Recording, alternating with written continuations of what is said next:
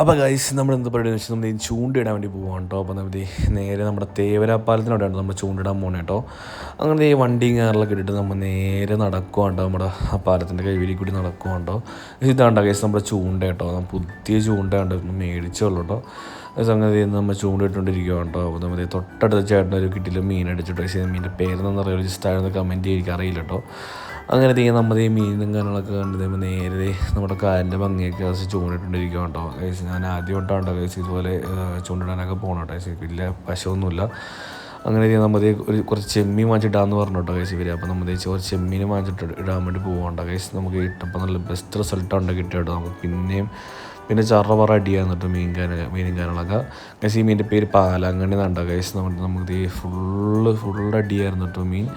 അത് അടുത്ത മീനെ കിട്ടി കേട്ടോ കേസ്. അങ്ങനെ നമ്മൾ ടോട്ടൽ നമുക്കൊരു 6 മീനുകളും കിട്ടിയിട്ടുണ്ട് കേട്ടോ കേസ്. നമ്മുടെ ഈ സെയിം സാധനം തന്നെ നമ്മുടെ പാലാങ്കണ്ണി എന്ന് പറഞ്ഞ മീനാണ് കേട്ടോ കേസ്. നമുക്ക് 6 എണ്ണം കിട്ടിയിട്ടുണ്ട് കേട്ടോ. അങ്ങനെ ഏതൊക്കെ കഴിഞ്ഞ് നമ്മൾ നേരെ മീനും കൊണ്ട് നേരെ വീട്ടിലേക്ക് വന്ന് എടുത്തിട്ട് വീണ്ടും കാണാം. അതുവരെ ബൈ.